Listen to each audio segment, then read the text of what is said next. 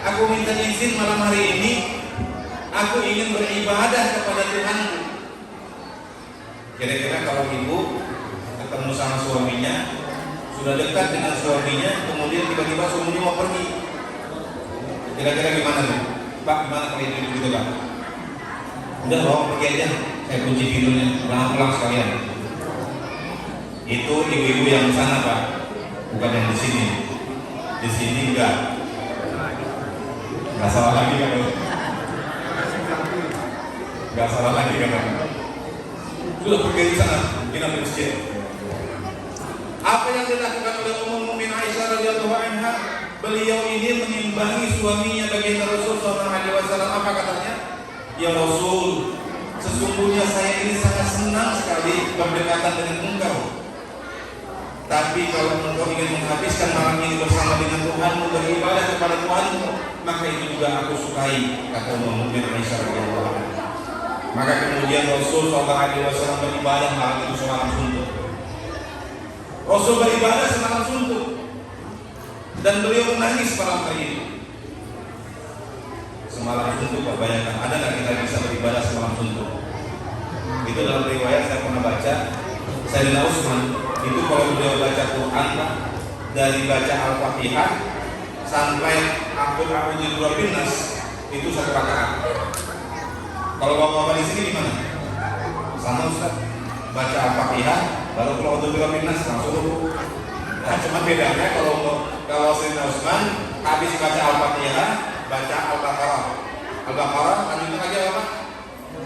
Ali Imran, lanjutnya lagi An-Nisa, setelah itu Al-Maidah, setelah itu Al-An'am, Al-A'raf, Yunus, Taubah, Yunus, Hud, Yusuf, Ar-Ra'd, Ibrahim, Hijr, Bani Israil. Belum, 16 An-Nahl dulu, baru Bani Israil, baru Al-Kahfi dan seterusnya sampai ke A'udzu birabbin nas.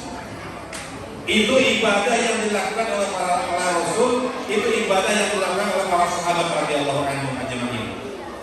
Jadi akhlaknya beliau ini juga kalau kita lihat bagaimana akhlaknya kepada Allah Subhanahu wa taala. Luar biasa. Mencintai Allah Subhanahu wa taala lebih mencintai dari apapun juga. Itu yang dicontohkan oleh Rasulullah SAW. Dan malam hari itu beliau menangis malam suntuk. Bahkan ketika beliau agak terlambat sholat subuhnya, ditunggu oleh para sahabat. Mana Rasul ini? Mau komat sudah belum datang. Pulang, bukan pulang. Apa namanya? Bilal datang ke rumah Rasul. Rumahnya sebelahan aja nih. Kayak rumah sebelahnya siapa nih? Rumah Pak Sumanto mungkin ya. Tapi Pak Sumanto agak jauh. Ini masih kelihatan. Dilihat. Rasul masih di atas sejadah, masih di dalam keadaan apa namanya seperti lagi beribadah. Dilihat lagi Rasul rupanya menangis. Semalam suntuk baginda Rasul SAW menangis. Bilal bingung, ya Rasul, kenapa engkau masih menangis? Bukankah dosamu yang dahulu, bukankah dosamu yang akan datang sudah diampuni oleh Allah Subhanahu wa taala? Apa yang membuat engkau menangis? Kemudian kata Rasul SAW, Waihaka ya Bilal, wahai aduhai engkau wahai Bilal, sesungguhnya telah turun kepadaku ayat pada malam hari ini. Inna fi khalqis samawati wal ardi wa ikhtilafil laili wan nahar la ayatin li ulil albab. Turun kepadaku, kata Rasul sallallahu alaihi wasallam, ayat. Sesungguhnya pada penciptaan langit dan bumi, pada pergantian siang dan malam, terdapat tanda-tanda kekuasaan Allah Subhanahu wa taala bagi ulul albab, bagi orang yang memiliki akal. Siapa dia? Alladzina yadhkuruna Allah qiyaman, orang yang berdirinya dia ingat kepada Allah, wa qu'udan, dan dia duduk dalam keadaan ingat Allah, wa ala junubihim, kalau dia berbaring juga dia ingat Allah, wa yatafakkarun, dan mereka senantiasa tafakkur, berpikir tentang penciptaan langit dan bumi. Ini akhlaknya baginda Rasul sallallahu alaihi wasallam kepada Allah. Akhlaknya Rasul sallallahu alaihi wasallam kepada istrinya. Akhlaknya Rasul sallallahu alaihi wasallam kepada orang yang tidak abai. Kalau seperti ini Ustaz, kayaknya luar biasa, masyarakat akan maju.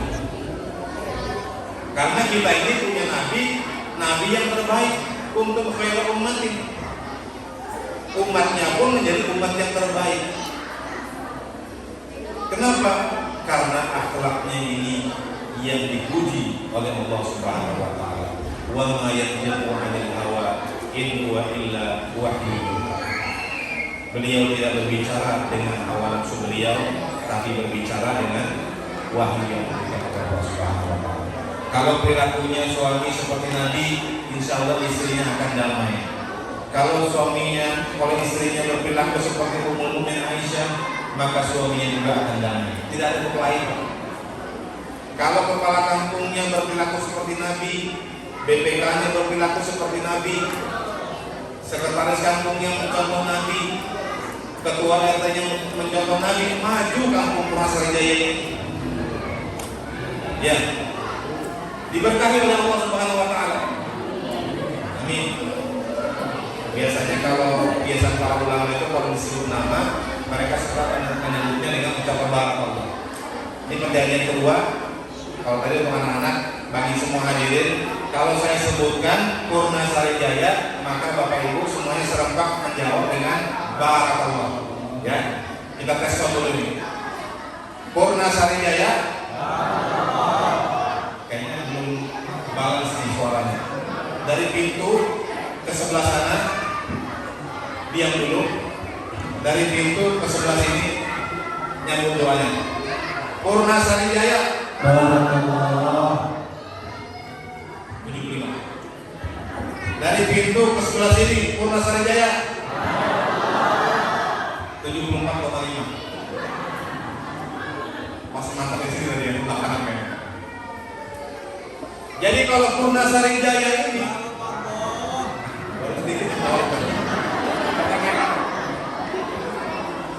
kalau kita di kampung kita ini yang namanya Purna Sarijaya,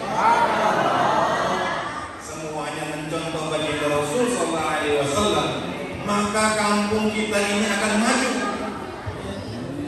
Saya merinding Pak membaca menyampaikan ini. Karena kalau semua orang mencontoh baginda Rasul sallallahu alaihi wasallam, maka orang semuanya akan mendapatkan kebaikan. Orang semuanya akan muncul kecintaan kepada kita.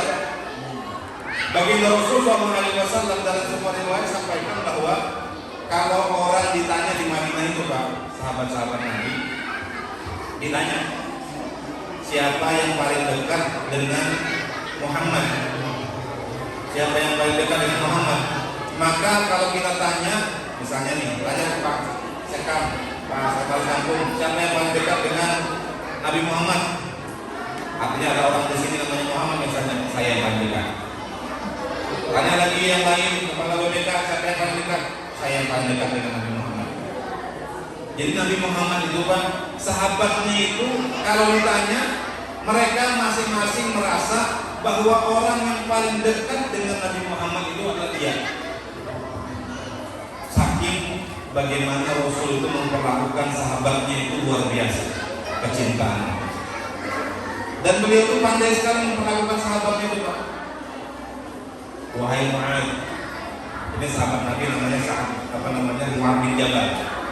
Mu'ad bin Jabal ini seorang sahabat yang beliau ini diutus oleh baginda Rasul ke Yaman. Wahai Mu'ad, aku mau kasih sebuah amalan kepada engkau. Tolong jangan kau tinggalkan yang amalan ini. Nah ini juga amalan bagi kita semua nih Pak. Ini kalau diijazahkan langsung oleh baginda Rasul. Apa amalannya? Setiap kali engkau setelah selesai sholat, kata baginda Rasul, wahai Mu'ad, jangan engkau tinggalkan membaca doa Allahumma a'inni ala dzikrika wa syukrika wa husni ibadatika. Ini biasanya kalau lagi sholat wajib kita baca ya, Pak Imam? Baca ya. Allahumma a'inni ala dzikrika wa syukrika wa husni ibadatika. Nah, coba kita bersama-sama ya. Allahumma a'inni ala dzikrika wa syukrika wa husni ibadatika. Beliau menyampaikan doanya ini, mengajarkan doanya ini kepada Sayyidina Mu'az sambil pegang badannya Sayyidina Mu'az. Saya mau langsung rasa kayak dia yang paling